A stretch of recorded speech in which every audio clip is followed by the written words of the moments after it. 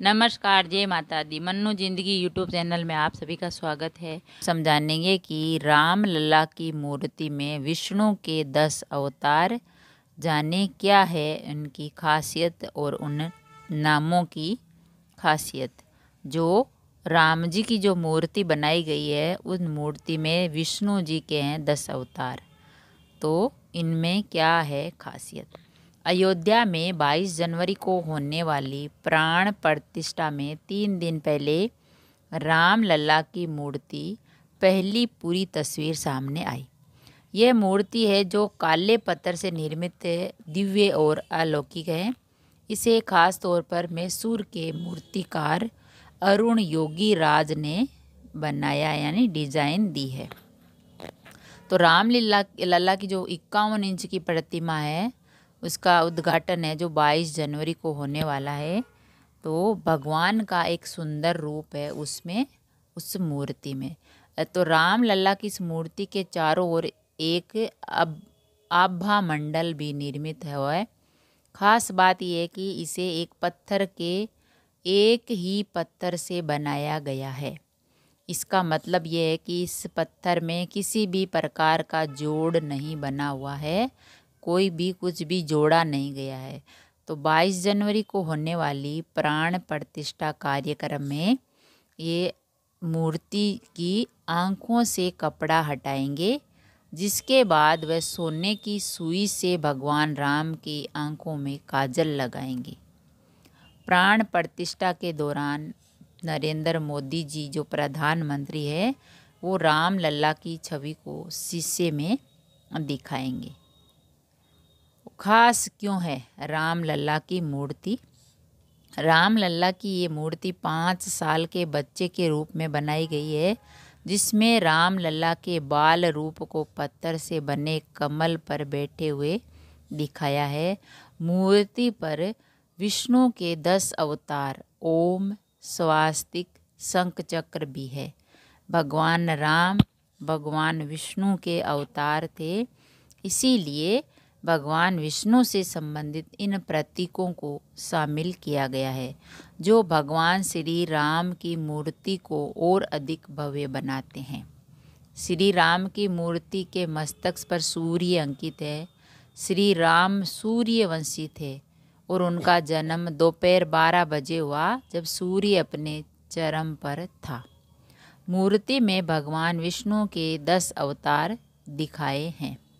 राम लल्ला की मूर्ति के चारों ओर बनी मूर्ति में भगवान राम के 10 अवतारों को देखा जा सकता है। तो इसमें सबसे पहले है मत्स्य, दूसरे पर है कूरम, तीसरे पर वेरा है, चौथे पर नरसिंह, 5वें पर वामन, 6ठे पर परशुराम, 7वें पर राम, 8वें पर कृष्ण, 9वें पर बुद्ध और कलिकी है। 10वीं इसके साथ ही एक तरफ हनुमान और दूसरी तरफ गरुड़ विराजमान है। प्रत्येक प्रतीक का एक विशेष महत्व होता है। राम लल्ला की मूर्ति के आसपास बनी मूर्ति में कई खास मूर्तियां हैं।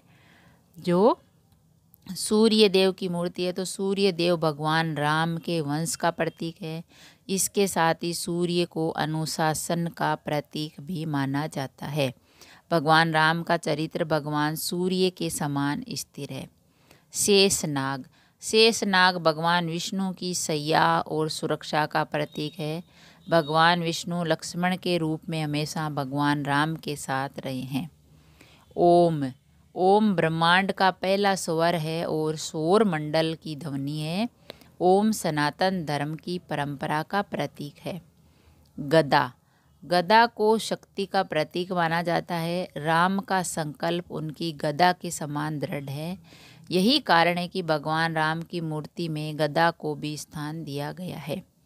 स्वास्तिक, स्वास्तिक हमारी संस्कृति और वैदिक परंपरा का प्रमुख प्रतीक है। भगवान राम हमारी संस्कृति के प्रतीक हैं। आभा, भगवान राम के चेहरे के पीछे बनी आभा संपूर्ण ब्रह्मांड का प्रतीक है।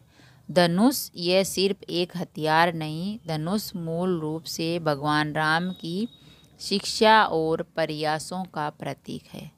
श्री राम की मूर्ति में एक धनुष बाण भी है। प्रतिमा में राम लल्ला को धनुष बाण के साथ दर्शाया है। इस प्रतिमा को देखकर आपको भी श्री राम में भगवान विष्णु का अवतार भी देखने को मिलेगा। भगवान राम सूर्यवंशी थे, इसीलिए इस मूर्ति में राजा के पुत्र की छवि नजर आएगी। गर्भगृह में राम लल्ला कमल के फूल पर विराजमान होंगे।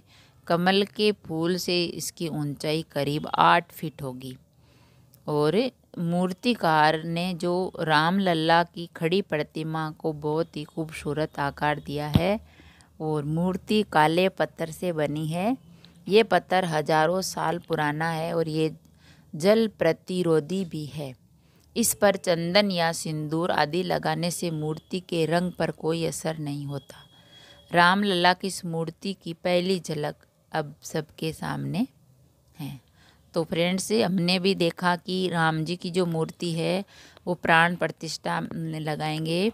उसमें जो 10 अवतार हैं, भगवान विष्णु के 10 अवतार हैं, जो भगवान की जो राम जी की मूर्ति के चारों ओर है। तो राम लल्ला की मूर्ति में विष्णु के 10 अवतार और इनकी जो खासियत है, खास बात है, वो हमने जानी कि भाई क्यों ये 10 अवतारों के चित्र बनाए हैं भगवान राम की मूर्ति के चारों ओर। अगर वीडियो अच्छा लगा तो लाइक और शेयर ज़रूर करें। ऐसे ही और वीडियोस देखने के लिए, जानने के लिए, सुनने के लिए चैनल को सब्सक्राइब करें। थैंक यू, धन्यवाद।